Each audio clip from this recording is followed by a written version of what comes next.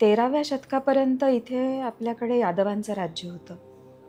सुकाळ होता की जिथे ज्ञानेश्वर आणि नामदेव यांच्यासारखे संत होते. अशी ही भूमी होती. आणि त्याच्यावरती जेव्हा अल्लाउद्दीन खिलजीनं हल्ला केला त्याच्यानंतर जवळपास 300 ते 400 वर्ष काहीच घडत नाही महाराष्ट्रात. पहिली गोष्ट म्हणजे शिवाजी महाराजांनी हिंदवी स्वराज्य स्थापन केले. दुसरी गोष्ट म्हणजे 1707 मध्ये औरंगजेबाचा मृत्यू झालाय. आणि तिसरी गोष्ट म्हणजे पेशव्यांनी हे राज्य एक साम्राज्य म्हणून स्थापन केलेलं आहे. इंदोरहून पुण्याला येताना मल्हारराव होळकर चोंडीला थांबतात. आणि चोंडी गावचे जे पाटील आहेत त्यांची मुलगी म्हणजे अहिल्या. अच्छा. आणि संध्याकाळच्या वेळेला ते पाहतात की तिथल्या एका शिवालयामध्ये ही लहान 8 वर्षाची मुलगी आरती करायला येते. आपल्याला असं दिसतं की अगदी प्राचीन काळापासून अनेक स्त्री राज्यकर्त्यांचे आपल्याला संदर्भ मिळतात. Ahilyabai is not an exception. Ahilyabai is tradition. तर ब्रिटिश त्याच्यामधून आलेत की त्यांचं काय आहे की आम्ही राज करणार, राज्यकर्ते आहोत असं. अहिल्याबाई ज्या संस्कृतीतून आल्या आहेत ती संस्कृती आहे की आम्ही सेवक आहोत. अहिल्याबाई रोज अन्नदान केल्याशिवाय जेवत नाहीत. अच्छा. त्या रोज गाईला सुद्धा खाऊ घातल्याशिवाय त्या जेवत नाही. ज्या दिवशी अहिल्याबाईंचे प्राण गेले त्या दिवशी त्यांच्या गाईनं पण प्राण सोडले. त्यांनी काय केलं की हे जे सगळे गोंड आहेत, भिल्ल आहेत, जे वनामध्ये राहत आहेत, त्यांचा प्रश्न समजून घेतला की त्यांच्याकडे उदरनिर्वाहासाठी साधन नाही. दुर्दैव आपलं असं आहे की ब्रिटिश राज्य संपल्यानंतर आपण पुन्हा अहिल्याबाईंचं चरित्र आठवून त्यांच्या मागे चालायला पाहिजे होतं. अहिल्याबाई जेव्हा मंदिर बांधतायत तेव्हा त्या फक्त मंदिर बांधतायत असं नाही, ही पूर्ण इकोसिस्टीम उभी राहते. तर अहिल्याबाई जेव्हा घाट बांधतायत, रस्ते बांधतायत, पूल बांधतायत तेव्हा ते भारत जोडण्याचं काम करतायत. एखाद्या ऋषितुल्य व्यक्तिमत्वाची दिनचर्या कशी असावी तशी अहिल्याबाईंची. ही जी माला आहे, पुण्यश्लोक राजांची ही जी माला आहे त्याच्यामध्ये अहिल्याबाईंचं नाव घेतलं जातं. आणि म्हणून त्या पुण्यश्लोका अहिल्याबाई होळकर.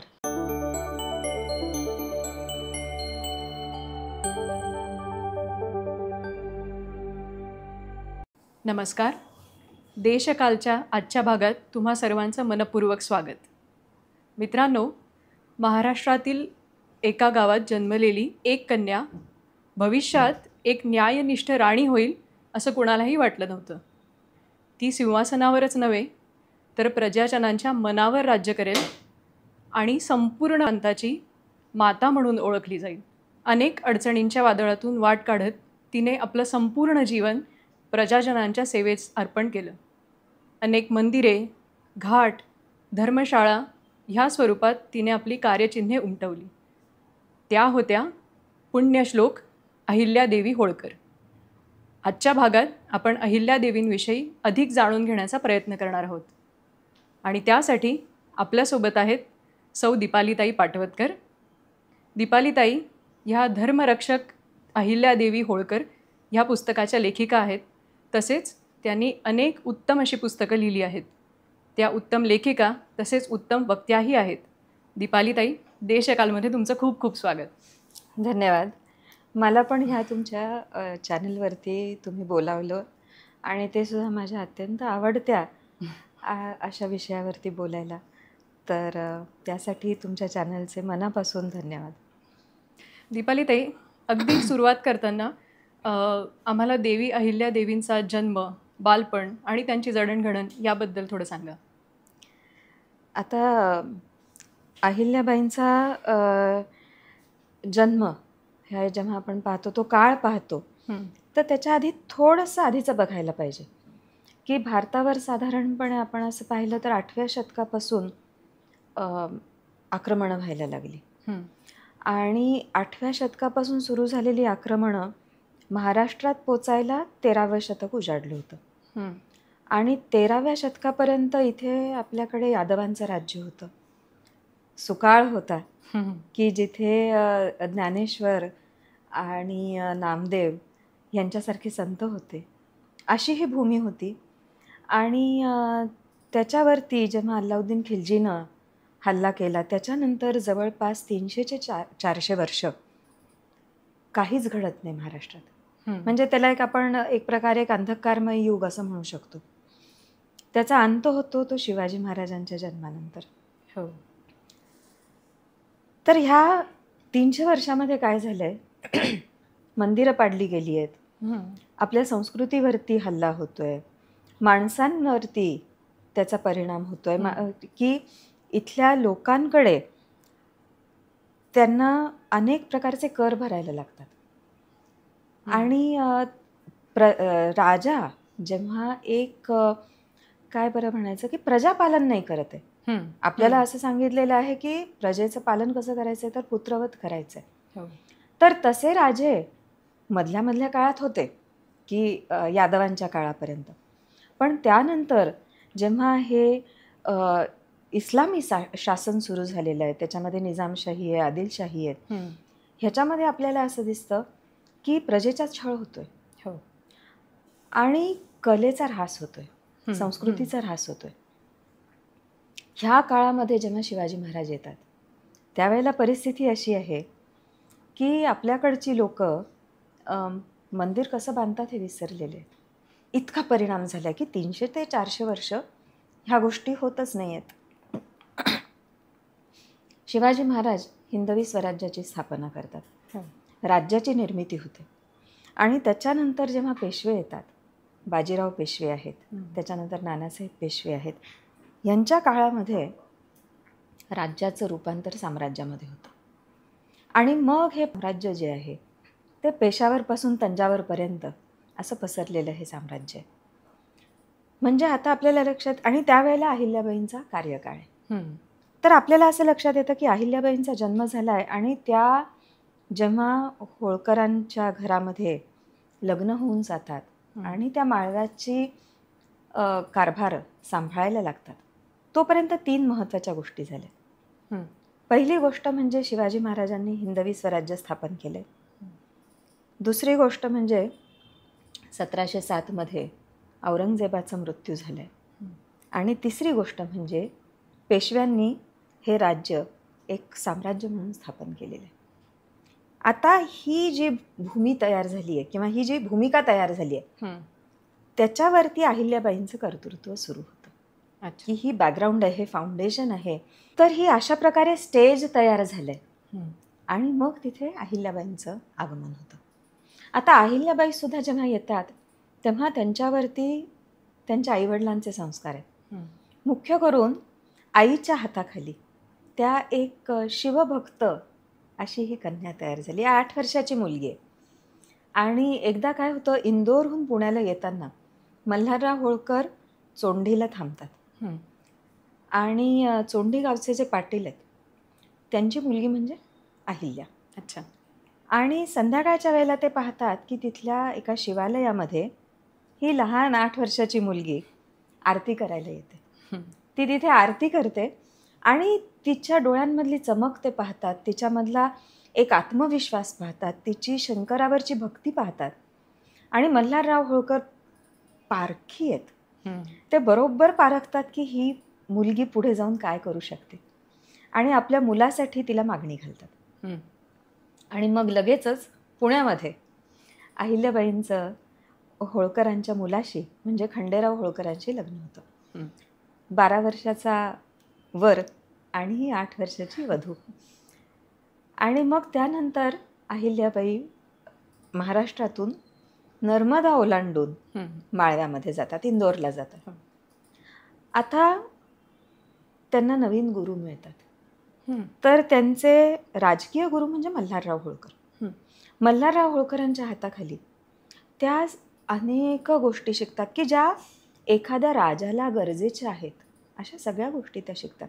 म्हणजे अगदी घोडसवारी, तलवारबाजी किंवा तोफखाना कसा उभा करायचा, राज्य कसं करायचं, न्यायनिवाडा कसा करायचा, दफ्तर कसं सांभाळायचं, हे सगळं त्या मल्हारराव होळकरांकडून शिकतात.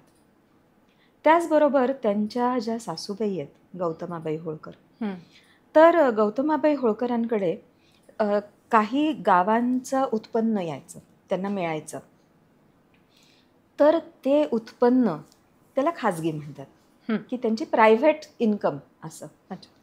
तर ते खाजगी कशा प्रकारे खर्च करायची, त्याची व्यवस्थापन कसं करायचं, हे त्यांच्या सासूबाईकडून, गौतमाबाईकडून शिकल्या. आणि त्यांचे तिसरे गुरु हे आपण आध्यात्मिक गुरु म्हणू शकतो, धार्मिक गुरु म्हणू शकतो, ते म्हणजे अंबादास पुराणिक. अच्छा. तर ते पुराणिक होते तिथले, आणि अहिल्याबाई त्यांच्याकडनं रोज पुराण श्रवण करायच्या.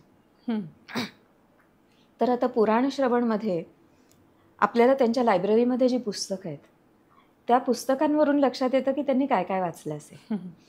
तर त्या सकाळचा पहाटेचा जो वेळ आहे तो वेळ त्या ह्याच्यासाठी द्यायच्या, आणि त्यामध्ये त्या वेद, उपनिषद, रामायण, महाभारत, वेगवेगळी पुराणं, स्थान महात्म्य, आणि ह्याचबरोबर वेगळी पुस्तकं म्हणजे कशी आहेत सांगू का, दानचंद्रिका.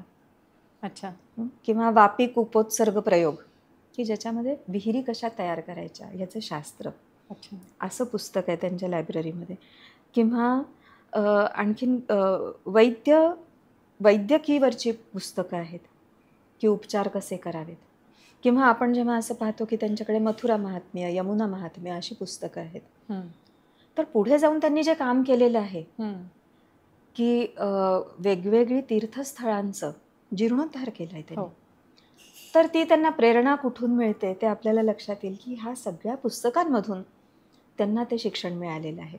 म्हणजे धर्म, अर्थ, काम आणि मोक्ष हे जे 4 पुरुषार्थ आहेत, ह्या 4 पुरुषार्थांचं जे शिक्षण आहे, किंवा अहिल्याबाईंची जी एक वैचारिक बैठक आहे ती कशामधून तयार होते, तर ह्या सगळ्या पुस्तकांमधून तयार होते.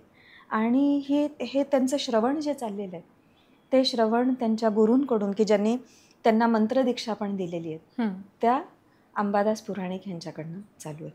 तर अहिल्याबाईंची जडणघडण असं जर का आपण पाहत असलो तर त्याच्यामध्ये ह्या सगळ्या लोकांचा एक काय बरं आपण म्हणू शकतो वाटा आहे. अच्छा. आणि अहिल्यादेवी होळकर आणि तशाच महिला राज्यकर्त्या ह्यांच्या कार्य किंवा ह्यांच्या राज्यात काही साधर्म्य किंवा काही फरक आपल्याला दिसतो का? पहिली एक गोष्ट मला काय सांगायला आवडेल ती म्हणजे अहिल्याबाई एक स्त्री राज्यकर्त्या म्हणून येतात हे भारताला नवीन नाही. अच्छा. की आपल्याला असं दिसतं की अगदी प्राचीन काळापासून अनेक स्त्री राज्यकर्त्यांचे आपल्याला संदर्भ मिळतात. मग त्याच्यामध्ये इथली महाराष्ट्रातलीच एक नागणिका नावाची राणी आहे, 2000 वर्षापूर्वीची. तिनं तर नाणी पाडलेली आहेत. किंवा प्रभावती गुप्त नावाची विदर्भातली राणी आहे, तिनं जवळपास 30 वर्ष राज्य सांभाळलेलं आहे. मग आपल्याला विविध म्हणजे अगदी आपण शिवाजी महाराजांपर्यंत येतो तोपर्यंत आपल्याला असं दिसतं की जिजाबाई आहे किंवा ताराबाई आहेत, की ज्यांनी राज्य केलंय, ज्यांनी युद्ध केलंय, ज्यांनी न्यायदान केलंय, ज्यांनी अर्थविभाग सांभाळलेला आहे. तर असं हे काय म्हणू शकतो आपण की Ahilyabai is not an exception, Ahilyabai is tradition. अच्छा. आणि त्यामुळे आपल्याला असं दिसतं की अहिल्याबाई स्त्री आहे म्हणून कोणी विरोध करत नाही, की आम्हाला स्त्री राज्यकर्ती नको असं म्हणणारे कोणी नाही आहेत. अच्छा. तिच्या सासऱ्यांचा तिच्यावरती विश्वास आहे आणि ते तिला तसं शिक्षणही देतात लहानपणापासून. किंवा तिच्या पतीला सुद्धा तिच्याबद्दल अतिशय आदर आहे, की अहिल्याबाई जे सांगतील ते खंडेराव होळकर मानायचे असं आपल्याला दिसतं. किंवा त्यांचे जे सरदार आहेत, त्यांचे जे मंत्री आहेत ते कोणीच विरोध करत नाहीत. उलट आपल्याला असं दिसतं की आता तुकोजीराव होळकर जे आहेत ते त्यांच्यामध्ये आणि अहिल्याबाईंमध्ये फार तर 1-2 वर्षाचं अंतर आहे, पण ते अहिल्याबाईंना मातोश्री म्हणतात आणि त्यांच्या सगळ्या आज्ञांचं ते पालन करतात. प्रजा जर का आपण पाहिली तर प्रजेचा सुद्धा पूर्ण सपोर्ट आहे राणीला.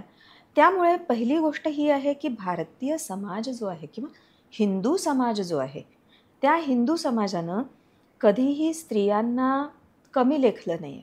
म्हणजे मला असं वाटतं की आज हे आपण शिकायला पाहिजे की आज जेव्हा एखादी बाई गाडी चालवत असते तेव्हा लोक ही चालवते म्हणजे हळूच चालवणार, किंवा हे जे आहे हे आपलं नाही आहे. हिंदू समाज कसा आहे की स्त्रियांना आणि पुरुषांना समान समजणार आहे आणि त्यामुळे ह्या काळ म्हणजे अगदी 18व्या शतकापर्यंत आपल्याला असं दिसतं की कोणीही असं वाटलं नाही की हिच्यामध्ये अ, तेवढी ताकद नसेल, राज्य सांभाळायची ताकद नसेल असं वाटलं नाही कोणाला. तर ही एक गोष्ट आहे. आता आपण अहिल्याबाईंच्या काळ जेव्हा आपण पाहतो 18व्या शतकाचा काळ आहे की जेव्हा ह्या सगळ्या घडामोडी झाल्या आहेत ना, की हिंदवी स्वराज्य स्थापन झालंय आणि मुघलांचा पूर्णपणे नायनाट झाला असं आपण म्हणू शकतो की 1860 पासून लाल किल्ल्यावरती भगवा ध्वज फडकत आहे असा हा काळ आहे. त्यामुळे मराठ्यांचा प्रचंड दबदबा आहे आणि हिंदूंचं एक काय बरं आपण म्हणू शकतो की एक रिसरेक्शन, रेनिसान्स ह्या काळात सुरू झालेलं आहे. तर अहिल्याबाईंच्या थोडंसं आधी असलेले आपल्याला असं दिसतं सवाई जयसिंग आहेत. तर सवाई जयसिंगांनी ह्या काळामध्ये काय केलं की संस्कृत भाषा परत वापरात आणली. त्याच्यासाठी त्यांनी खूप प्रोत्साहन दिलेलं आहे. त्यांनी वेगवेगळे जुने यज्ञ जे होते की जसं अश्वमेध यज्ञ आहे, वाजपेयी यज्ञ आहे, हे यज्ञ केले. अच्छा. की आपल्याला असं दिसायला लागेल की सगळीकडे हे जे एक हिंदू शक्ती आहे त्याची जागृती व्हायला लागली आहे, एक धार्मिक जागृती व्हायला लागलेली. त्यानंतर सवाई जयसिंग यांनी आणखीन काय केलं असेल तर त्यांनी जझिया कर बंद करावा किंवा काशीला जे कोणी यात्रेकरू येतात किंवा उत्तर प्रदेशातली आपली जी काही सगळी तीर्थस्थानं आहेत तिथे जे कोणी यात्रा करायचे त्यांना कर भरायला लागायचा मोगलांना. तर सवाई जयसिंगांनी त्या सगळ्या मोगल राजांशी बोलत राहून तो कर बंद केला. ही कामं सुरू आहेत. आणि आपण जर का पाहिलं तर ह्याच काळामध्ये नानासाहेब पेशवे आहेत. त्यांनी अनेक मंदिरांचं निर्माण केलं. नाशिकचं जे त्र्यंबकेश्वराचं मंदिर आहे, ज्योतिर्लिंगांपैकी एक मंदिर आहे, त्याचं पुनर्निर्माण केलेलं आहे. किंवा आपण जर का स्त्री राज्यकर्त्या पाहिल्या ह्या काळातल्या, अगदी अहिल्याबाईंच्या बरोबरीच्या ज्या आहेत तर त्या बंगालमधल्या राणी भवानी आहे. तर ही राणी भवानी म्हणजे जमीनदारीण आहे, पण मोठी जमीनदारीण आहे आणि त्या पण आपल्या पतीच्या निधनानंतर ते सगळं सांभाळत आहेत. त्यांनी आपला कारभार वाढवला आणि इतर त्यांची जी कामं आहेत ती करत करतच त्यांनी पण अशाच गोष्टी केल्यात की अन्नदान केलेलं आहे, मंदिरं बांधलेली आहेत. त्यांनी बांधलेली मंदिरं आजही आपण जाऊन बंगालमध्ये पाहू शकतो. किंवा त्यांनी फक्त बंगालमधली आपल्या एरियामधली मंदिरं बांधली असं नाही, तर त्यांनी सुद्धा वाराणसीमध्ये 1-2 मंदिरं बांधलेली आहेत, रस्ते बांधलेत. तर आपल्याला असं दिसेल आणि हे एक उदाहरण आहे असं नाही, आपल्याला अनेक अशा स्त्रिया दिसतील. आणखी आता अहिल्याबाईंच्या आधीची जर का आपण स्त्री राज्यकर्ती पाहिली तर ती आहे दुर्गावती. गोंड राणी आहे ती आणि तिनं केलेलं काम साधारण आणखीन 200 वर्षापूर्वीचं आहे अहिल्याबाईंच्या आधीचं. पण त्यांचं सुद्धा काम अगदी अहिल्याबाईंसारखं आहे. तर राणी दुर्गावती असेल किंवा आपण अहिल्याबाईंच्या नंतर जर का पाहिलं तर गुजरातमधल्या ज्या शेठ आहेत तर त्यांच्या बायकांनी सुद्धा असं अनेक प्रकारचं लोकोपयोगी काम केलेलं आहे. किंवा दक्षिणेमधली एक काय बरं म्हणायचं आपण बिझनेस वुमन आहे. अच्छा. तर तिला I think if I am not wrong कॉफीपुडी अम्मा असं तिचं नाव होतं. तर त्याचं कॉफीचा बिझनेस आहे. तर तिनं पण केलेलं अतिशय मोठं काम आहे. अच्छा. तर आपल्याला असं दिसेल की स्त्रियांनी पुढे येऊन काम करणं किंवा स्त्री बिझनेस वुमन असणं, स्त्री राज्यकर्ती असणं आणि स्त्रियांना स्त्रीधन मिळणं हे भारताला नवीन नाही. अच्छा. अजून मला एक प्राचीन उदाहरण द्यायला आवडेल की आपण रामायणामध्ये जर का पाहिलं तर रामायणामध्ये असा उल्लेख येतो की कौसल्येला अनेक गावांचं उत्पन्न मिळायचं आणि ते उत्पन्न ती कशासाठी वापरायची तर प्रजेच्या कल्याणासाठी. अच्छा. तर ही परंपरा आहे भारताची आणि ही परंपरा कशामधून आपल्याला दिसते तर पुराणांमधून दिसते, रामायण महाभारतातून दिसते. आणि आपल्याकडच्या ज्या ज्या राज्यकर्त्यांनी रामायण महाभारत आणि पुराणाचं श्रवण केलं आहे त्यांच्यावर हे संस्कार झालेत. त्यामुळे आपण शिवाजी महाराज पाहिले काय, राणी भवानी पाहिली काय, राणी दुर्गावती पाहिली काय, किंवा अहिल्याबाई पाहिली काय, हं. ह्या सगळ्यांवरती हे संस्कार झालेत आणि ह्या संस्कारांमधून आपल्याला उत्तमोत्तम राज्यकर्ते हो. मिळालेत, हे आपलं भाग्य आहे असं मी मानते. हे दुर्लभम भारते जन्मा अगदी म्हणतो.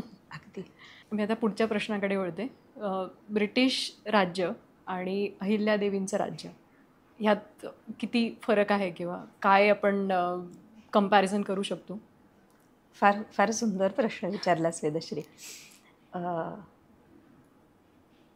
ब्रिटिशांच्या राज्याबद्दल असं म्हटलं जातं बरं का, असे म्हणणारे खूप आहेत की बरं झालं आले, त्यांनी भारत एक केला, ते आल्यामुळे इंडिया वॉज क्रिएटेड किंवा युनायटेड वगैरे, किंवा ते आले म्हणून रेल्वे आली, असे खूप गैरसमज आहेत. आपण जर का ब्रिटिशांचं राज्य पाहिलं आणि अहिल्याबाईंचं राज्य पाहिलं, तर ब्रिटिश राज्य हे जे तयार झालं आहे हे युरोपियन संस्कृतीमध्ये तयार झाले. आणि युरोपच्या संस्कृतीमध्ये राजधर्म नाही आहे. आपल्याकडे राजधर्म आहे. राजधर्म म्हणजे राजाच्या ड्युटीज आणि रिस्पॉन्सिबिलिटीज. युरोपमध्ये डिव्हाइन राईट ऑफ किंग्ज आहे. अच्छा. की त्यांना दिलेले अधिकार आहेत, कर्तव्य नव्हे. कर्तव्य नाही आहे. तर ते आत्ता जे राजपथचं कर्तव्यपथ केलं तो फरक आहे की किंग्ज वे होतं आधीचं नाव, विच वॉज युरोपियन संस्कृती किंवा युरोपियन ट्रेडिशन. तर ब्रिटिश त्याच्यामधून आलेत की त्यांचं काय आहे की आम्ही राज करणार, राज्यकर्ते आहोत असं. आणि अहिल्याबाई ज्या संस्कृतीतून आल्या आहेत ती संस्कृती आहे की आम्ही सेवक आहोत. आमच्या म्हणजे अहिल्याबाईंनी हे लिहिलेलं आहे की मी हे जे राज्य करते ते शंकराची सेवा म्हणून करते, शिवाची सेवा म्हणून करते. मी सेवक आहे, माझ्यावर ही जबाबदारी आहे आणि मला I am answerable to God. हे सगळं अहिल्याबाई म्हणतात. किंवा त्या असं म्हणतात की माझ्याकडे ही जी सगळी संपत्ती आहे, माझं कर्तव्य काय आहे की ही ज्याची त्याला पोचवली पाहिजे, ज्याची त्याला म्हणजे प्रजेला. तर ही अहिल्याबाईंची भूमिका आहे आणि ब्रिटिशांची भूमिका ही वेगळी आहे. तर असा हा त्यांच्या विचाराच्या बैठकीतलाच हा फरक आहे आणि त्याच्यामुळे त्यांच्या कार्यामध्ये पण तो उतरतो. तर आता आपण त्यात काही काही क्षेत्र बघूया की जिथे अहिल्याबाईंनी काय काम केलं आणि ब्रिटिशांनी काय केलं. अच्छा. तर आता आपण समजा शैक्षणिक क्षेत्र पाहिलं तर अहिल्याबाई काय करतात, त्या संस्कृत पाठशाळा सुरू करतात. आपल्याला असं वाटतं बरं का की संस्कृत पाठशाळा म्हणजे काय की तिथे वेद वगैरे शिकवत असतील, संस्कृत शिकवत असतील, पण तसं नाही आहे. इंग्लिश मीडियम शाळा किंवा मराठी मीडियम शाळा म्हणजे काय आहे की इंग्लिश किंवा मराठीमधून विज्ञान, भूगोल, गणित, इतिहास वगैरे शिकवलं जातं. तसं संस्कृत पाठशाळा म्हणजे इतिहास, भूगोल, खगोलशास्त्र, न्यायदान किंवा वैद्यकीय शास्त्र, आयुर्वेद ह्या गोष्टी संस्कृतमधून शिकवल्या जातात. अच्छा. तर अहिल्याबाई काय करतात की संस्कृत पाठशाळा सुरू करतात. ब्रिटिश आल्यावर ते बरोबर विरुद्ध करतात, ते संस्कृत पाठशाळा बंद करतात. शिक्षण घेणाऱ्यांसाठी अहिल्याबाई मदत करतात की जे कोण काशीला जाणार आहेत, वाराणसीला जाणार आहेत शिकायला, त्यांना त्या मदत करतात की तुम्ही ते स्कॉलरशिप यू कॅन से की तुम्ही तिथे जा आणि शिका. ब्रिटिश ह्याच्या बरोबर विरुद्ध करतात. बरोबर. किंवा आपल्याला अजून एक असं लक्षात येईल की ब्रिटिशांनी जे काय केलेलं आहे तर त्यांनी नवीन शाळा सुरू केल्या की संस्कृत शाळा बंद केल्या आणि नवीन युरोपियन शाळा सुरू केल्या. आता आपल्याकडच्या ज्या शाळा होत्या त्या मुलांसाठी मुलींसाठी होत्या, को एज्युकेशन होतं. आणि ह्याचं आपल्याला धर्मपालांनी पुस्तक लिहिलेलं आहे, द ब्युटिफुल ट्री नावाचं. आणि त्याच्यामध्ये ब्रिटिशांनी जे आल्यावर सर्व्हे केले होते 18व्या शतकाच्या सुरुवातीला, त्या सर्व्हेजमधून डेटा मिळतो. म्हणजे असं नाही की आपणच काहीतरी सांगतोय, ब्रिटिशांनी लिहून ठेवलेलं आहे की भारतामध्ये एकही गाव असं नव्हतं की जिथे शाळा नव्हती. लाखो शाळा होत्या असं त्यांनी लिहिलं आहे. आणि ह्या शाळांमध्ये सगळ्या वर्णाचे मुलं आणि मुली शिकायचे. तर आपली पद्धत अशी आहे की मुलं मुली शिकतात. आता ब्रिटिशांनी आपल्याकडची जी शैक्षणिक एक संस्था होती ती बंद केली आणि युरोपियन शैक्षणिक पद्धत आणली. युरोपियन शैक्षणिक पद्धत ही फक्त मुलांसाठी होती, मुलींना शिक्षण मुलींना शिक्षण नव्हतं. तर त्यामुळे जेव्हा आणखीन एक 50, 60, 70 वर्ष गेली, त्याच्यानंतर पुन्हा जेव्हा मुलींनाही शिक्षण दिलं पाहिजे असं सुरू झालं, ते कशामुळे सुरू झालं? ब्रिटिशांमुळे सुरू झालं. नाहीतर अच्छा. आपल्याकडे होतंच ऑलरेडी, होतंच. नाही का?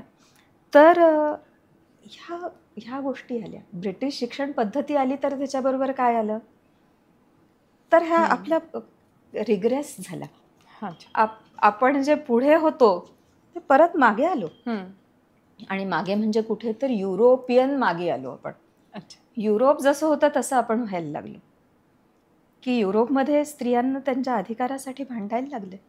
आम्हाला मतदानाचा अधिकार पाहिजे, आम्हाला शिक्षण पाहिजे, हो. आम्हाला निवडणुकीसाठी उभं राहायचंय, आम्हाला पुरुषांसारखे कपडे घालायचे, ह्याच्यासाठी त्यांना आंदोलनं करायला लागली. हे युरोपियन फेमिनिझम आहे. हो. भारतामध्ये स्त्रियांचे आणि पुरुषांचे कपडे साधारण सारखे होते. अच्छा. म्हणजे आपण पाहिलं तर नऊवारी किंवा धोतर, धोतर, काही फरक नाही आहे. नऊवारी नेसून तुम्ही घोड्यावर पण बसू शकतात आणि हे केलेलं आहे. हो. आपल्या आधीच्या ह्या आपल्या उदाहरणं जी दिसतात, अहिल्याबाई आहेत, राणी लक्ष्मीबाई आहेत, ताराबाई आहेत, ह्यांच्या उदाहरणात आपल्याला दिसतं.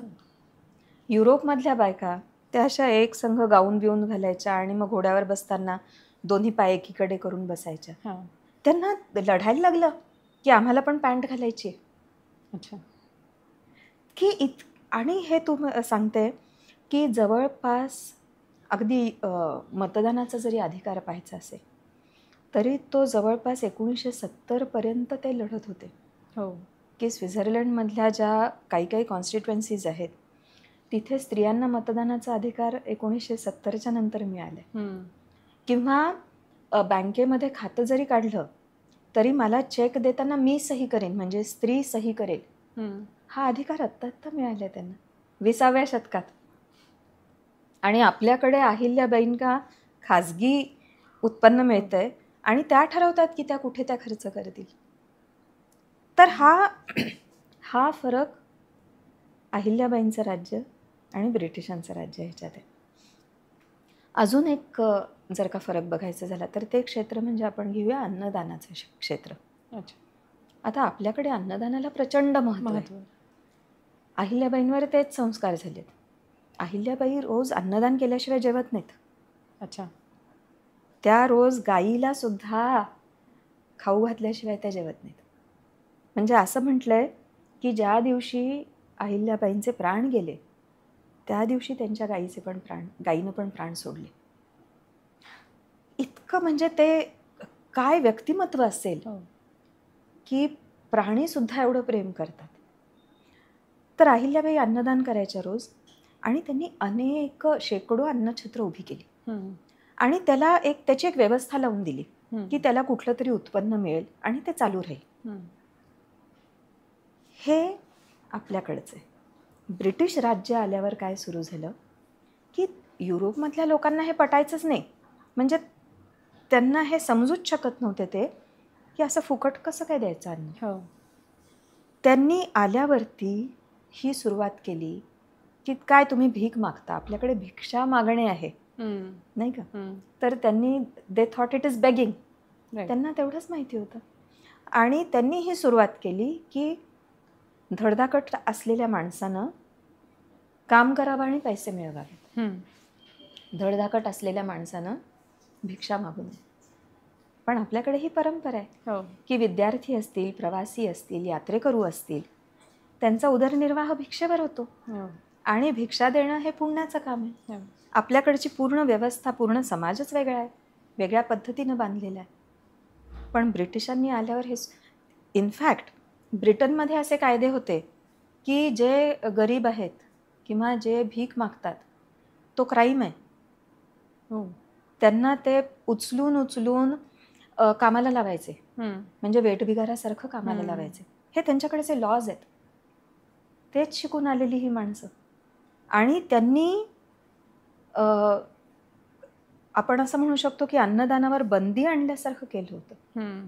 अनेक लेख त्या काळामध्ये लिहून यायला लागले पेपरमधून, आणि ही शिकवण पसरायला लागली की धडधाकट माणसानं काय मागायचं, की त्यानं काम केलं पाहिजे. दे डिस्करेज्ड अन्नदान. अजून एक भाग असा आहे की अहिल्याबाई आपल्याला त्यांच्या पत्रांवरून त्यांनी जे काय इन्स्ट्रक्शन्स दिलेले आहेत त्याच्यामधून आपल्याला लक्षात येतं की अगदी क्रिमिनल जो असेल, जो कैदेत आहे, त्याच्याविषयी सुद्धा अहिल्याबाई म्हणतात की त्याला रोजच्या रोज शिधा मिळतोय की नाही हे बघा. इतकी त्या काळजी घ्यायची. आणि आपल्याला ब्रिटिश काळामध्ये काय दिसतं की अगदी आपले स्वातंत्र्य सैनिक सुद्धा जे आहेत, क्रिमिनल्स नाहीत, स्वातंत्र्य सैनिक सुद्धा जे जेलमध्ये आहेत, त्यांच्याशी किती वाईट व्यवहार झालेला आहे. त्यांना कुठल्या प्रकारचं कदान न दिलं गेलेलं आहे. की आपण जेव्हा या स्वातंत्र्य सैनिकांचे अनुभव ऐकतो तेव्हा त्यांनी सांगितलं की आळ्या असलेल्या भात आणि अन्न त्यांना दिलं जायचं. कसं त्यांनी खाल्लं असेल, काय केलं असेल. किंवा टिळकांचं इथे पाण्यात भाकरी कुस्करून खायचं असा आहे उल्लेख. अगदी. तर हे आपल्याला दिसतं, हा फरक आहे अहिल्याबाई आणि ब्रिटिश राज्यव्यवस्थेत. किंवा एक अत्यंत महत्त्वाची गोष्ट आपल्याला जी दिसते ती अशी आहे की अहिल्याबाई धान्य साठवून ठेवायच्या की संकट काळात ते उपयोगी येईल. आणि त्यामुळे मध्य भारतामध्ये सुद्धा जेव्हा दुष्काळ पडला किंवा अन्नाची टंचाई होती त्यावेळेला माळव्यामध्ये कधीही असं झालं नाही आणि कोणी उपाशी राहिलं नाही. कारण अहिल्याबाईंनी जो काय धान्याचा साठा ठेवलेला होता तो त्या वितरित करायच्या. ब्रिटिश काळामध्ये ह्याच्या बरोबर उलटं झाले.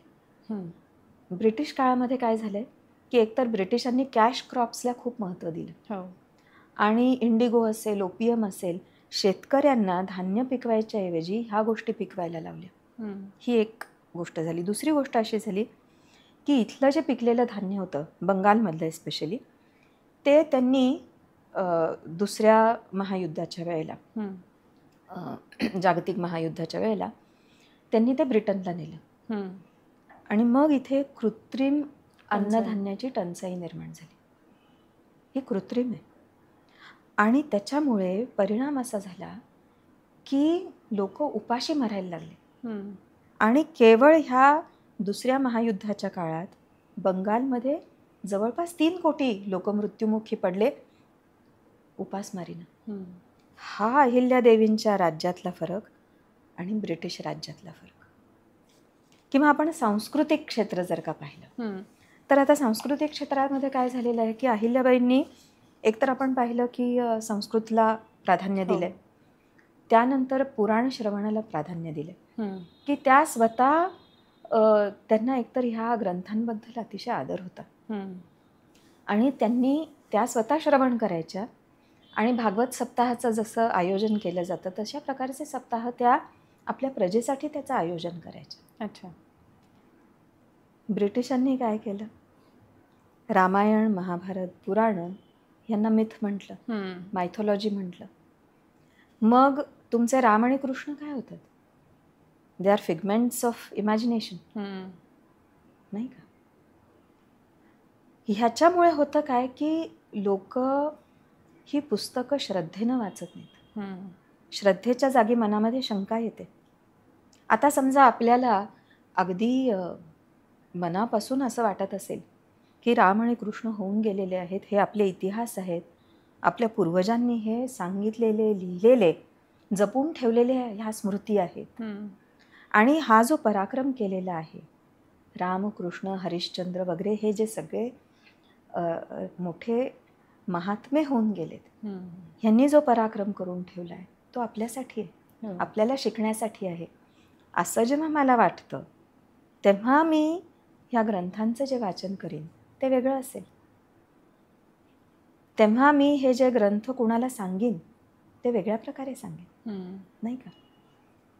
पण ब्रिटिशांनी ते एकदम असं खोकला करून टाकलं.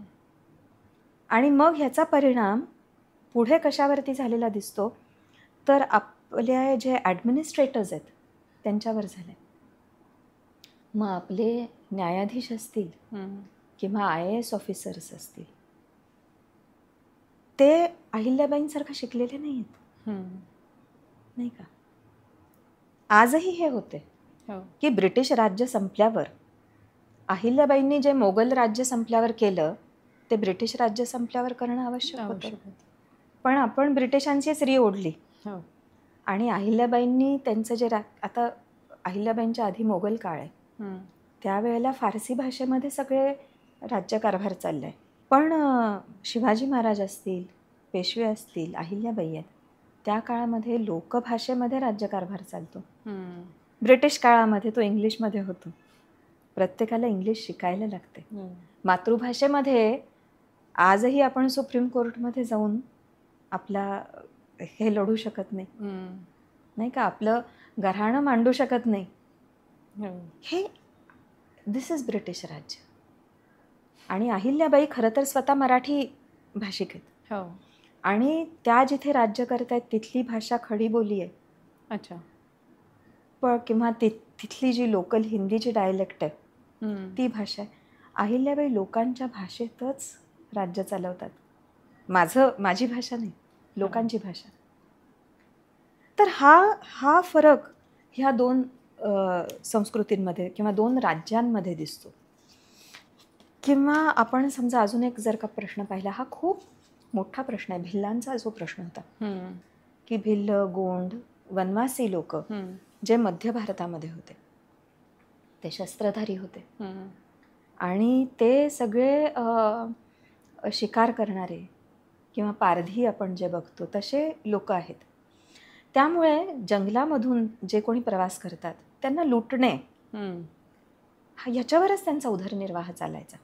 आणि आपल्याला असं दिसेल की अगदी जुने सुद्धा असे रेफरन्सेस मिळतात की जशी वाल्या कोळ्याची गोष्ट येते, हो. नाही का, ही वाल्या कोळ्याची गोष्ट 15व्या शतकातली वगैरे आहे. हम्म. वाल्मिकी रामायणात तशी नाही आहे. वाल्मिकी रामायणामध्ये वाल्मिकी हे एक अत्यंत काय बरं म्हणायचं, वेद शिकलेले असे कवी आहेत, महान कवी आहेत, ते महाऋषी आहेत. पण ही नंतर आलेली कथा आहे. हो. पण नंतर जरी आलेली कथा असली तरी त्याच्यामध्ये आपल्याला त्या काळातलं समाजचित्र दिसतं हम्म. की हा जंगलातून जे जाणारे प्रवासी आहेत त्यांना लुटणारा हम्म. असा हा वाल्या कोळी आहे. आणि how is this problem solved, की नारद मुनी येतात हम्म. आणि नारद मुनी त्याला सांगतात की तू आता रामनाम घे, हो. तपस्या कर. आणि तू तपस्येतून मग तो जो एक वनात राहणारा एक दरोडेखोर म्हणू शकतो आपण, तो ऋषी होतो. हे ट्रान्सफॉर्मेशन आहे. म्हणजे त्यांनी वाल्या कोळीला समाप्त नाही केलं, हम्म. त्यांनी दे ट्रान्सफॉर्म्ड हिम इनटू अ ऋषी. हम्म. हे आपले संस्कार आहेत. हम्म. पण आता जेव्हा आता अहिल्याबाई पण जेव्हा ह्या भिल्लांचा प्रश्न सोडवतात तेव्हा ते ह्याच प्रकारे सोडवतात. त्यांनी काय केलं की हे जे सगळे गोंड आहेत, भिल्ल आहेत, जे वनामध्ये राहत आहेत, त्यांचा प्रश्न समजून घेतला की त्यांच्याकडे उदरनिर्वाहासाठी साधन नाही.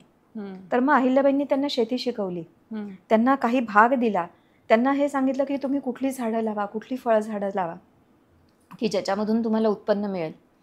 आणि वनामधून जे प्रवास करत आहेत त्यांच्याकडनं टोल घेण्याचा अधिकार दिला.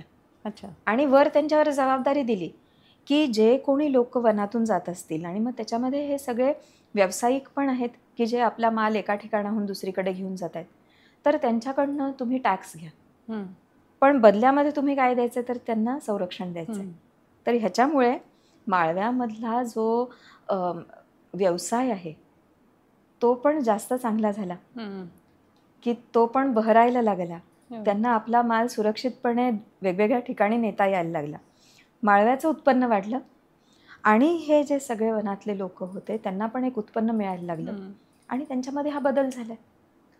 आता ब्रिटिश आल्यावर त्यांनी काय केलं, ब्रिटिशांना पण हाच प्रश्न सतावत आहे, पण त्यांनी काय केलं की ह्या सगळ्यांना क्रिमिनल म्हणून घोषित केलं. अच्छा. जन्मजात क्रिमिनल. जे कोणी त्या जमातीमध्ये जन्माला येतात तो क्रिमिनल आहे. हा जातीयवाद हा ब्रिटिशांचा आहे. हा नाही का, तुम्ही जन्माला त्याच्याप्रमाणे तुम्हाला ठरवलंय की काय आहात तुम्ही.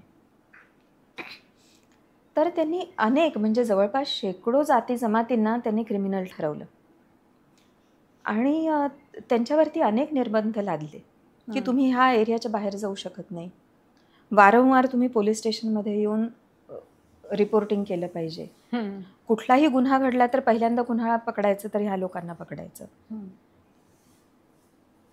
हा ब्रिटिशांचा पण तोच प्रश्न सॉल्व्ह करायची पद्धत कशी आणि अहिल्याबाईंची कशी होती, किती फरक आहे. खूप फरक.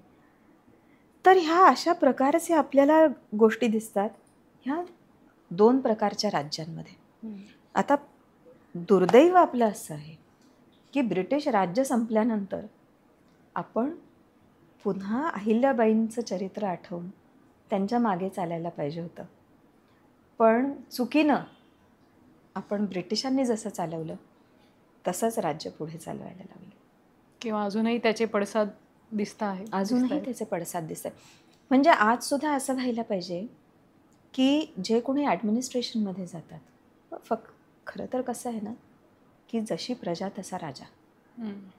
की जर का प्रजा रामायण महाभारत पुराण वाचत असेल, शिवाजी महाराज आणि अहिल्याबाईंसारख्या थोर राज्यकर्त्यांचं चरित्र वाचून त्याच्यामधनं शिकत असेल, तर त्या समाजात तयार होणारे नेतेही तसेच असतील आणि मग आपल्याला चांगले राज्यकर्ते मिळतील. पण आपण काय केलं आहे की ह्या सगळ्यांना शैक्षणिक सिलेबसमधून बाहेर काढून टाकले. तांदळातून खडा काढून टाकावा तसं रामायण महाभारत पुराण ही नाहीच आहे. आता जिथे शिवाजी महाराजांनाच एखादा पॅरेग्राफ मिळायचा तिथे अहिल्याबाईंना एकही ओळ न मिळणं स्वाभाविक आहे. तर आपण जर हे शिकत नाही, प्रजा जर हे शिकत नाही, कारण प्रजेतनंच राज्यकर्ते निर्माण होतात. जर प्रजा हे शिकत नाही, ॲडमिनिस्ट्रेटर्स जे होणारे आहेत, भावी ॲडमिनिस्ट्रेटर्स, ते शिकत नाही किंवा IASच्या सिलेबसमध्ये असा जर का पोर्शन नसेल तर आपल्याला कसे न्यायाधीश मिळतील, आपल्याला कसे IAS ऑफिसर्स मिळतील, हा प्रश्न आहे. ह्यातूनच एक मुद्दा लक्षात आला आहे माझ्या की अहिल्यादेवींनी बरेचसे घाट मंदिरं ही बांधली आहेत, वेराज इंग्रजांनी शनिवारवाडा किंवा रायगड ह्याचं विध्वंस केलं आहे. बरोबर. तर त्यांचं ह्याच्या मागे मूलभूत उद्देश काय असेल? अहिल्यादेवींचा मंदिरं, धर्मशाळा, ह्या घाट एस्पेशली हे बांधण्यात त्यांचा मूलभूत उद्देश काय असावा? माझी पहिली ओळख अहिल्याबाईंची अशी होती की मंदिरं बांधणारी राणी. आणि मला ते वाटे हां ठीक आहे की खूप मंदिरं बांधली किंवा जीर्णोद्धार केला. पण जसं जसं मी अहिल्याबाईंचं कार्य वाचत गेले, त्यांचं जीवन वाचत गेले, तसं तसं मला ते अधिक कळायला लागलं. पहिली गोष्ट अशी आहे की मंदिर म्हणजे हे काही फक्त धार्मिक स्थान नाही. मंदिर हे एक शैक्षणिक केंद्र आहे, आध्यात्मिक केंद्र आहे. त्याच्याशिवाय एक सांस्कृतिक केंद्र आहे. तिथे पाठशाळा चालतात, तिथे नृत्याचे गायनाचे वर्ग चालतात. मंदिराचं जे सभामंडप आहे ते नृत्य, गायन, नाट्य ह्यासारख्या कलांसाठी उपलब्ध करून दिलं जातं. त्यामुळे मंदिर हे जे आहे ती एक पूर्ण मोठी इकोसिस्टीम आहे. तिथे चिकित्सालयं चालतात, तिथे गोशाळा असते, ह्या एक मोठी इकोसिस्टीम आहे ती. त्यामुळे जेव्हा एका मंदिराचा विध्वंस होतो तेव्हा अनेक कलाकारांचा आसरा जातो. विद्यार्थ्यांना मिळणारं शिक्षण त्याच्यामध्ये अडथळा येतो. गोशाळा बंद होतात, चिकित्सालयं बंद होतात, अनेक लोकांचं त्याच्यावरती उदरनिर्वाह चालतो की तिथे रोज फुलं लागतात, तिथे काही प्रकारचं एक पर्टिक्युलर प्रकारचं धान्य लागतं की ज्याचा नैवेद्य दाखवला जात असेल, किंवा तिथे येणाऱ्या लोकांना प्रसाद मिळतो, जेवण मिळतं, महाप्रसाद मिळतं. तर हे जे सगळं पुरवणारी लोकं आहेत त्या सगळ्यांचा उदरनिर्वाहाचा जे साधन आहे ते संपून जातं. तर अहिल्याबाई जेव्हा मंदिर बांधतायत तेव्हा त्या फक्त मंदिर बांधतायत असं नाही, ही पूर्ण इकोसिस्टीम उभी राहते. किंवा अहिल्याबाई जेव्हा घाट बांधतायत तर घाट म्हणजे केवळ असं नाही आहे की तिथे उतरून लोकांना काही पूजा अर्चा करायची आहे म्हणून घाट बांधलेत. तर घाट म्हणजे तुम्हाला नदीला ॲक्सेस मिळतो. अच्छा. तिथे आपण नदी ओलांडायचा एक स्थान निर्माण होतं की दोन्ही काठांवर जेव्हा घाट आहे तेव्हा तिथे होड्या येतात, लोकांना तिथपर्यंत पोचता येतं. त्यामुळे 2 तीरं एकमेकांना जोडायचं काम घाट करतात. हम्म. तर अहिल्याबाई जेव्हा घाट बांधतायत, रस्ते बांधतायत, पूल बांधतायत, तेव्हा ते भारत जोडण्याचं काम करतायत. अच्छा. आणि नुसतं भारत जोडण्याचं प्रवासासाठी त्या रस्ते बांधतायत, रस्त्यांवरती विहिरी बांधतायत, तिथे झाडं लावतायत की ज्या झाडांमुळे प्रवाशांना खायला फळं मिळतील आणि चालताना सावली मिळेल. अशा सगळ्या त्या गोष्टी करतायत. आणि गंतव्य ठिकाणी धर्मशाळा आहे की तिथे राहता येईल. तर हे भारत जोडण्याचं काम आहे. दिस इज नॅशनल इंटिग्रेशन. किंवा त्या आणखीन काय करतायत की गंगेचं पाणी वेगवेगळ्या शिवालयांना दर महाशिवरात्रीला अभिषेक करण्यासाठी त्यांनी व्यवस्था लावून दिली. अजूनही चालू आहे ती व्यवस्था होळकरांच्या तर्फे. हे किती मोठं धोरण आहे की दर शिवरात्रीला कोणतरी एक माणूस गंगेचं पाणी घेऊन रामेश्वरला जातो. त्या रामेश्वरच्या माणसालाही वाटतं की गंगा पण माझी आहे आणि त्या माणसालाही वाटतं की रामेश्वर माझं आहे. हे नॅशनल इंटिग्रेशनचं काम अहिल्याबाई करतात. आता ब्रिटिशांच्या काळात काय काय केले त्यांनी, तर त्यांनी भारत जोडण्याचं नाही, भारत तोडण्याचं काम केलं. हे इतकं चुकीचं आहे म्हणणं की ब्रिटिशांच्यामुळे इंडिया केम टुगेदर, की इंडिया नावाची एक कंट्री तयार झाली ते ब्रिटिशांमुळे. तसं नाही आहे. इंग्लंड जर का आपण पाहिलं तर तिथे 3-4 वेगवेगळी राज्य आहेत. वेल्स आहे, इंग्लंड आहे, स्कॉटलंड आहे, आयर्लंड आहे. ही 4 छोटी राज्य ते एकत्र आणू शकले नाहीत. आणि ह्या लोकांनी भारतासारख्या एवढ्या खंडप्राय देशाला एकत्र आणलं, हे म्हणणं अक्षरशः हास्यास्पद आहे. त्यांनी तोडायचं काम केलं. त्यांनी कसं तोडायचं काम केलं आहे, तर एक ग्रेट हेज असं होतं की त्यांनी समुद्राच्या काठचा भाग आणि समुद्रापासून वेगळा असलेला, म्हणजे पंजाबपासून असं बंगालपर्यंतचा भाग हा वेगळा केला. कशासाठी, तर त्यांना सॉल्ट टॅक्स कलेक्ट करता येईल म्हणून. अहिल्याबाई रस्ते आणि पूल बांधतायत, घाट बांधतायत, ब्रिटिश बॅरियर्स बांधतायत. किंवा आत्ता तू जसं म्हणाली की रायगड असेल किंवा आपला शनिवारवाडा असेल, हे जाळून टाकण्याची कामं केलेली आहेत, संपवून टाकले. अहिल्याबाईंनी जीर्णोद्धाराची कामं केली. किंवा अहिल्याबाईंनी ह्या ज्या मंदिरं आहेत या मंदिरांमध्ये संस्कृत पाठशाळा सुरू केल्या. मंदिरांना सपोर्ट केला आहे की त्याच्याबरोबर तिथे नृत्य, गायन आणि ह्या सगळ्या पाठशाळा सुरू राहतील. ब्रिटिशांनी मंदिरांमधल्या ह्या ज्या सगळ्या संस्था आहेत त्या एक एक करून दूर केल्या की आता शिकायचं आहे ना तुम्हाला, तुम्ही तिकडे पाठशाळेत जाऊ नका, आमच्या ह्या स्कूलमध्ये. ती पूर्ण संस्था बंद पडली. त्याला मिळणारे जे निधी असतो तो बंद पडला. आणि मग लोकांना पण काही पर्याय राहिला नाही. सगळेजण इंग्लिश शाळेमध्ये शिकायला लागले, ब्रिटिश शाळेमध्ये शिकायला लागले. तर ह्या ज्या आपल्या सगळ्या संस्था आहेत त्या संस्था they were stripped of all of their rights. हे ब्रिटिशांच्या काळात झालं. आणि त्यांनी अर्थातच हे जाणून बुजून केले. त्यांना राज्य करायचं होतं, त्यांना हा सगळा देश अत्यंत त्यांच्या अंगठ्याखाली पाहिजे होता आणि त्यामुळे त्यांनी हे केलं. त्यामुळे आपण जर का पाहिलं तर अहिल्याबाईंचं राज्य जे आहे ते एम्पॉवरमेंटचं राज्य आहे. ब्रिटिशांचं राज्य जे आहे ते तोडा फोडा झोडा आणि मग त्यांच्यावरती राज्य करा, अशा डिवाइड अँड रूल. ह्या सगळ्या बोलण्यातून अहिल्यादेवींचा धोरणीपणा हा आपल्या लक्षात येतो. पण त्या व्यतिरिक्त त्यांचे अजून काही गुणविशेष काय होते? अहिल्याबाईंचे गुणविशेष जर का बघायचं झालं तर त्यांची दिनचर्या पाहायला पाहिजे की त्यांची ही जी दिनचर्या आहे ती जॉन माल्कम नावाच्या एका ब्रिटिश ऑफिसरनं लिहून ठेवली आहे. आणि त्यानं सांगितलं आहे की त्या ब्रह्ममुहूर्तावर उठायच्या आणि त्याच्यानंतर त्यांचं पुराण श्रवण असायचं, त्यांची पूजा असायची, अन्नदान असायचं आणि अन्नदान करून झाल्यावर त्यांचं जेवण असायचं. आणि त्या ज्या जेवायच्या ते सगळेजण एकत्र मिळून जेवायचे की त्या असं एकट्या बसल्या आहेत आणि लोक त्यांना वाढत आहेत अमुक तमुक असं नाही आहे, तामझाम नाही आहे काही. साधी पंगत हे आपल्याकडच्या राज्यकर्त्यांचा हा एक मोठा गुणविशेष आहे, साधी राहणी. तर त्यांचं जेवण पण पंक्तीमध्ये सगळ्यांना एकसारखं जेवण, आणि त्यांचे सगळे कर्मचारी, त्यांचे मंत्री, त्यांच्या कुटुंबातले सगळे लोक एकत्र जेवायचे. त्यांचं जेवण झाल्यावर त्या थोडी विश्रांती घ्यायच्या आणि मग त्या दरबारात जायच्या. त्यांचा दरबार पण अतिशय साधा होता की खरोखर ही इतकी छान गोष्ट आहे की त्यांनी भव्य मंदिरं बांधली.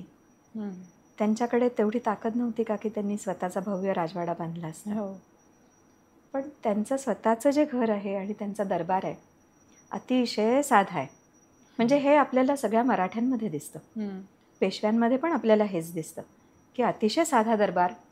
त्यांचं राहणीमान पण साधं, साधे कपडे, की असा फार फरक नाही करता येणार की प्रजा वेगळ्या, प्रजेचा स्तर वेगळा आहे आणि ह्या राज्यकर्त्यांचा स्तर वेगळा आहे असं दिसणार नाही.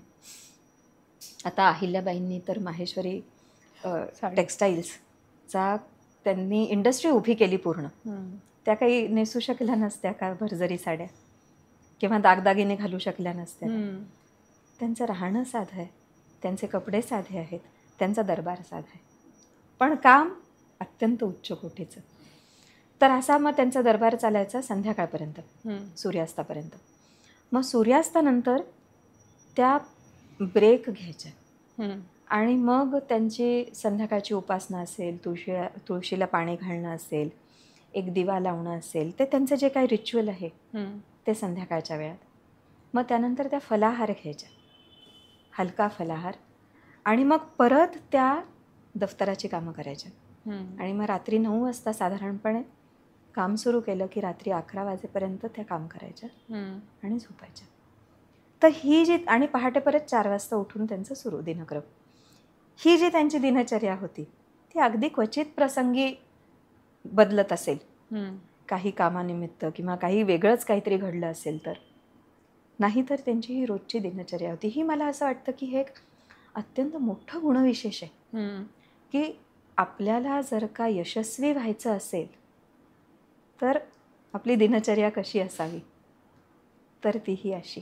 आणि ह्याच्यात हे मी वाचलं तरी मला कळलं नव्हतं, पण मला नंतर असं कोणीतरी दाखवलं तेव्हा लक्षात आलं की त्या एकदाच जेवायच्या, एकभुक्त होत्या. एकदा जेवण आणि एकदा फलाहार, हा असा त्यांचा आहार होता. तर ह्या मला असं वाटतं की ऋषींची ही दिनचर्या आहे. एखाद्या ऋषितुल्य व्यक्तिमत्वाची दिनचर्या कशी असावी तशी अहिल्याबाईंची आहे, आणि हे त्यांचं एक मोठं गुणविशेष आहे. त्यामुळेच आपण त्यांना पुण्यश्लोक अहिल्यादेवी म्हणजे पुण्यश्लोक अहिल्यादेवी ह्याचा नक्की अर्थ काय आहे? आपल्याकडे काही राजांना, अगदी खूप कमी राजांना ही पदवी मिळाली असं म्हणू शकतो आपण, किंवा दे वर रेकग्नाइज्ड ॲज पुण्यश्लोक. की युधिष्ठिर आहे, त्याच्यामध्ये नलराजा आहे, जनक राजा आहे. तर ह्या राजांना पुण्यश्लोक का म्हटलं की त्यांचं स्मरण केल्यानं पुण्य मिळतं. आपण जेव्हा एखाद्या व्यक्तीचं स्मरण करतो, आत्ता आपण हे अहिल्याबाईंचं स्मरण करतोय, तर स्मरण करतोय म्हणजे काय, तर त्यांचे गुण आठवतोय, त्या गुणांचा उच्चार होतोय, आणि ह्याच्यामुळे होतं काय की ते गुण आपल्यामध्ये यायला लागतात. की आपण समजा जर का एखाद्या व्यक्तीचं चरित्र वाचलं, सारखं सारखं वाचलं, ऐकलं, की आपोआपच आपल्यामध्ये ते गुण उतरतात. आपोआपच आपल्याला असं वाटतं की नाही, आपणही असं केलं पाहिजे, किंवा अशा प्रसंगी अहिल्याबाई कशा वागल्या होत्या तसं आपण केलं पाहिजे. तर स्मरणानं पुण्य मिळतं म्हणजे काय, तर स्मरणानं आपल्या आचरणात फरक पडतो आणि मग आपल्याला पुण्य मिळतं. तर अशा ही जी माला आहे, पुण्यश्लोक राजांची ही जी माला आहे, त्याच्यामध्ये अहिल्याबाईंचं नाव घेतलं जातं, आणि म्हणून त्या पुण्यश्लोका अहिल्याबाई होळकर, की त्यांच्या स्मरणानं आपल्याला पुण्य मिळेल. आणि म्हणून हे स्मरण वेगवेगळ्या प्रकारे व्हावं, की हा आत्ता जो तुम्ही सेशन अरेंज केला आहे हा त्यांच्या स्मरणाचा सेशन आहे. पण हे वेगवेगळ्या प्रकारे व्हावं म्हणजे कसं की ते सिलेबसमध्ये यावं. IAS मध्ये जे लोक शिकतात त्याच्यामध्ये त्यांचं चरित्र यावं. अशा प्रकारे जेव्हा त्यांचं स्मरण होईल तेव्हा पुण्य प्राप्त होईल. दीपालीताई, आपण ही चर्चा जी करतोय ते अहिल्यादेवींचं त्रिजन्मशताब्दी वर्ष आहे. तर त्या ओकेजनला तुम्ही अहिल्यादेवींच्या चरित्रातून आजच्या महिलांनी काय संदेश घ्यावा असं सांगाल? खरं तर ना, हे त्रिजन्म शताब्दी वर्ष सुरू झालं तेव्हा मला एकांनी सांगितलं की अहिल्याबाईंचं चरित्र लिहा म्हणून. आणि केवळ त्याच्यामुळे माझा अहिल्याबाईंचा अभ्यास सुरू झाला. नाही तर माझा अभ्यास हा रामायण, महाभारत आणि भारतीय संस्कृती असा आहे. पण जसं जसं मी अहिल्याबाईंचं चरित्र वाचायला लागले तसं मला दिसायला लागलं की ते दोन्ही किती एकत्र गुंफलेलं आहे. की भारतीय संस्कृतीचं एक उदाहरण म्हणून सांगायचं झालं तर ते अहिल्याबाई आहे. आणि त्यावेळेलाच मी हे पुस्तक माझं लिहून झालं, अहिल्याबाई होळकर आपल्या धर्मरक्षक म्हणून कशा आहेत ते. आणि त्यांच्याकडनं शिकायचं काय झालं तर मला असं वाटतं की त्यांनी जी एक लोकमाता ही पदवी मिळवली किंवा ही जी एक मान्यता त्यांना मिळाली ती त्यांच्या वागण्यातून आहे. की प्रत्येकाला असं वाटावं की ही माझी आई आहे. आणि मला असं वाटतं की आपण काही राणी असायला पाहिजे अशी गरज नाही. आपण आपल्या आपल्या क्षेत्रामध्ये, आपल्या आपल्या घरामध्ये ऑलरेडी त्या रोलमध्ये आहोत. आणि मग आपण स्त्री म्हणून कसं असलं पाहिजे तर ते आपण अहिल्याबाईंकडून शिकू शकतो. की आपल्या घरातले जे सगळे कुटुंब आहे, आपलं कुटुंब आहे, आपले जे सगळे लोक आहेत की घरामधले वडीलधारी असतील, मुलं आहेत, नातलग आहेत, आपल्याकडे येणारे अतिथी आहेत. अहिल्याबाई कसं वागल्या त्यांच्या अतिथींशी, अहिल्याबाई आपल्या गुरुजनांशी किंवा आपल्या सासू सासऱ्यांशी कसं वागल्या, अहिल्याबाई आपल्या मुलांशी कसं वागल्या. आणि ह्या सगळ्यामध्ये मला असं लक्षात, किंवा त्यांनी केलेला दानधर्म आहे, त्यांना मिळणारं जे स्त्रीधन आहे ते त्यांनी कशा प्रकारे लोकोपयोगी कामासाठी वापरलं हे आपणही करू शकतो. की आपण काय शिकायचं आहे तर ह्या सगळ्या गोष्टी आपल्या लहानशा राज्यामध्ये आपल्याला करायच्या आहेत असं मला वाटतं. आणि हे आपण त्यांच्याकडनं शिकलंच पाहिजे. दुसरी गोष्ट अशी आहे की अहिल्याबाई जरी नम्र असतील किंवा त्या अत्यंत धार्मिक असतील तरीसुद्धा त्या अशा नाही आहेत की कोणी येऊन त्यांना फसवावं. अहिल्याबाईंकडे एकदा एक माणूस आला, दूरच्या राज्यातून आला होता तो, आणि त्यांना सांगितलं की माझी परिस्थिती फार गरिबीची आहे, तुम्ही मला मदत करा, मला घर बांधायचं आहे. अहिल्याबाईंनी ते सगळं ऐकून घेतलं. ठीक आहे म्हणाल्या, 4 दिवस राहा. आणि मग त्या काळामध्ये त्यांनी चौकशी केली की ती अमक्या अमक्या ठिकाणून आलेला हा माणूस असं असं सांगतो, हे बरोबर आहे का. मग त्यांना त्यांची जी सिस्टीम होती त्या सिस्टीममधून त्यांना कळलं की तो सांगतोय ते बरोबर आहे. आणि मगच त्यांनी त्याला काय मदत करायची ती केली. किंवा अहिल्याबाईंनी वाराणसीला एक अग्रहार बांधलं, म्हणजे ती एक ब्राह्मणांची कॉलनी की जिथे कोणीही जाऊन शिकू शकतं.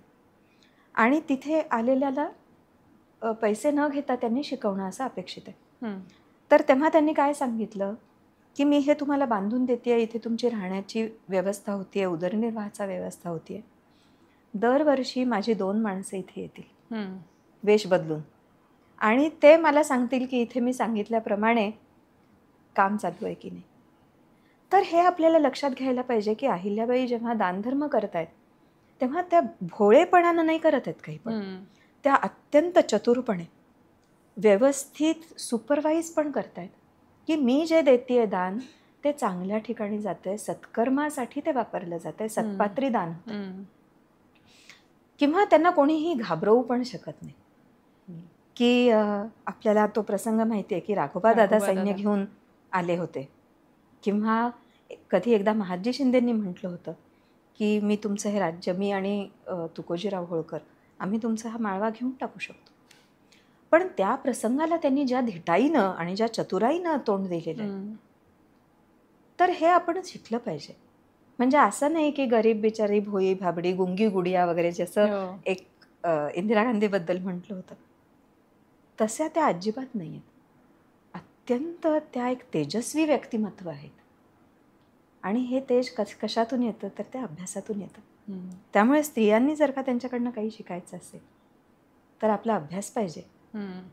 आपल्याला आपण जे करतो त्याच्यामध्ये प्रावीण्य पाहिजे आणि आपल्यामध्ये एक मातृत्वाचा गुण पाहिजे की ज्याच्यामुळे आपण आजूबाजूच्या लोकांना हवेसे वाटू असं असा. मला त्याच्या पुढे जाऊन असं वाटतं की अहिल्याबाईंकडून फक्त स्त्रियांनीच शिकावं असं नाही. मुलांनी, पुरुषांनी, राज्यकर्त्यांनी सर्वांनीच तिच्याकडून शिकावं असं हे व्यक्तिमत्व आहे आणि त्या प्रकारे अहिल्याबाईंकडे पाहिलं गेलं पाहिजे असं वाटतं. दीपालीताई, खूप छान. आज आपल्या चर्चेतून आपल्या प्रेक्षकांना नक्की कळलं असेल की अहिल्या ते पुण्यश्लोक अहिल्यादेवी होळकर हा प्रवास किती छान आणि किती प्रेरणादायी होता सगळ्यांसाठीच. आणि तुमचे खूप खूप आभार देशकालमध्ये आल्याबद्दल आणि आम्हाला अहिल्यादेवींविषयी अजून माहिती दिल्याबद्दल. तुमचे खूप खूप धन्यवाद. Thank you so much. मनापासून आभार. मला या विषयावरती इथे बोलायला मिळालं आणि तुम्ही ही संधी दिली. तुमच्या सर्व श्रोत्यांपर्यंत मला ह्याद्वारे पोचता येतं यासाठी अनेक आभार. धन्यवाद. मित्रांनो, दीपालीताईंचं पुस्तक ॲमेझॉन, फ्लिपकार्ट येथे उपलब्ध आहे. इंग्लिश आणि मराठीतूनही उपलब्ध आहे. त्याची लिंक आम्ही डिस्क्रिप्शन बॉक्समध्ये देतो आहे. तुम्ही नक्की वाचा ते पुस्तक. आजच्या भागाचे गिफ्टिंग पार्टनर्स आहेत टॉर्सोटेल. टॉर्सोटेल हा खादी कॉटन, मल कॉटन साड्यांचा एक सुप्रसिद्ध ब्रँड आहे. त्यांचे डिटेल्स आम्ही डिस्क्रिप्शन बॉक्समध्ये देतो आहे. नक्की चेक करा. दीपालीताई, टॉर्सोटेलकडनं तुम्हाला एक सुंदरशी खादी कॉटन साडी.